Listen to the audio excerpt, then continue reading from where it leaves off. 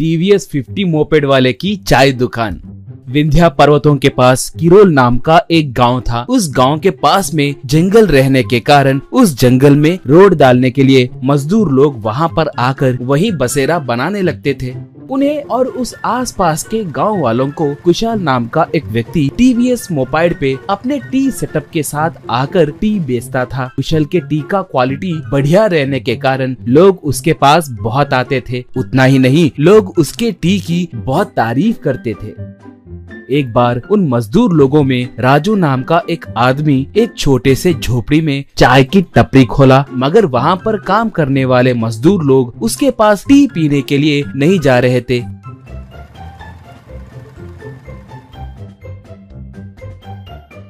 ये देखकर एक बार राजू कुशाल से, ए कुशाल, अब से तुम्हें टी की गाड़ी लेकर आने की कोई जरूरत नहीं है। अब से मैं हमारे लोगों को टी बेचूंगा, कहा। कुशाल तब, देखो भाई, मैं यहाँ पर सिर्फ 2 बार ही आता हूँ, उसी वक्त मैं यहाँ पर टी बेचता हूँ। वैसे तुम ये सब मुझे बताने की कोई जरूरत नहीं है। तुम्हारा व्यापार तुम्हारा और मेरा व्यापार मेरा। इस जंगल में और भी कई गाँव है, बहुत से जगहों पर काम चल रहे हैं। तुम अपने मर्जी जगह पर जाकर टी बेचो। वैसे तुम्हारी चाय अच्छी होती तो तुम्हारे लोग आकर मेरे पास टी क्यों खरीदते थे? कहते ही राजू गुस्से से कुशाल को मारने गया। इससे वहाँ पर मौजूद उनके लोग दोनों को छुड़वाकर राजू को बहुत डांटे।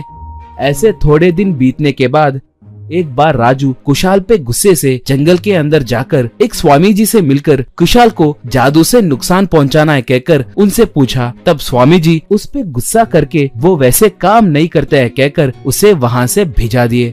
मगर तभी उस स्वामी जी का शिष्य जूजू भी राजू को रास्ते के बीच में रोककर उसे अपने शक्तियों का परिचय देने के लिए राजू को एक नींबू देकर उस पे कुशाल कदम रखे जैसे करने के लिए कहा।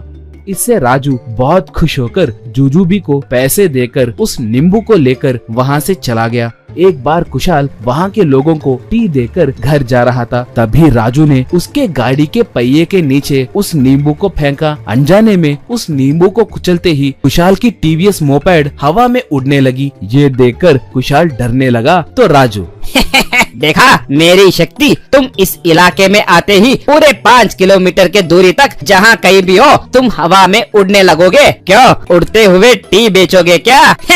बोलो बोलो, कहा कुशाल। तो क्यों मुझ पर जादू डालकर मुझे डराने के लिए देख रहे हो क्या? ठीक है, मैं ऐसे हवा में उड़ते उड़ते ही टी बेचूंगा, दाम भी बढ़ाऊंगा, पेट्रोल का खर्च भी कम होगा। बाय बाय कहकर हवा में ही उड़ने लगा। वो देखकर राजू आश्चर्य में पड़ गया। अगले दिन से कुशाल राजू वालों के इलाके को आते ही टीवीएस मोपेड हवा में उड़ने लगी थी। पहले उस मोपेड को देखकर वहाँ के लोग डर गए थे, मगर बाद में वो सब राजू ने किया है कहकर पता करके वो लोग राजू को खूब डांटकर कुशाल को 2 रुपए ज्यादा देकर हवा में ही टी लेने लगे। ऐसे कुशाल आसपास रोड डालने वाले सारे मजदूरों को हवा में उड़ते हुए ही टी बेचने लगा। ऐसे थोड़े दिन बीते। थोड़े दिनों के बाद राजू के पास जूजू भी भागते हुए आया। राजू से जूजू भी, रे तुमने किसी को डराने के लिए नींबू पूछा था ना, वो अभी भी आ रहा है क्या? मेरा पूरा शरीर जल रहा है, पहले उस निकम्मे को बुलाओ, कहा। राजू तब, क्या हुआ गुरु, इतना क्यों डर रहे हो? तुम्हारे शक्तियों के सामने वो क्या चीज है? कहा। जूजू भी, अबे बुड़बक कहीं के, चाहे जादू कोई भी हो, वो सिर्फ उससे डरने वाले से ही खेलता है। उस जादू से ही खेलने वाले से वो खुद डरता है। वो आदमी मेरे जादू से खेल रहा है, इसलिए वो जादू मेरे शरीर में जलन पैदा करके उसे वापस बुलाने को कह रहा है। मेरे गुरुजी को बताए तो मुझे बहुत डांटे। वो कहाँ पर है भाई? मेरे गुरु भी कुछ नहीं कर सकते बोल रहे हैं। जो कहने लगा था तभी टीवीएस 50 पे कुशाल हवा में उड़ते हुए आया।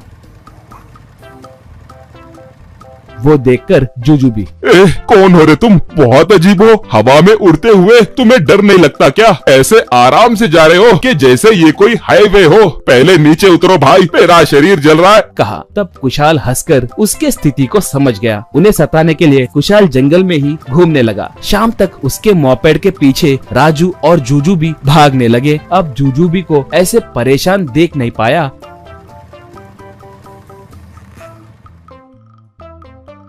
और कुशाल नीचे उतर गया। इससे जूजू भी एक मंत्र पढ़कर अपने जादू को वापस लेकर वहां से भाग गया। बस तब से राजू कभी भी कुशाल के आड़े नहीं गया।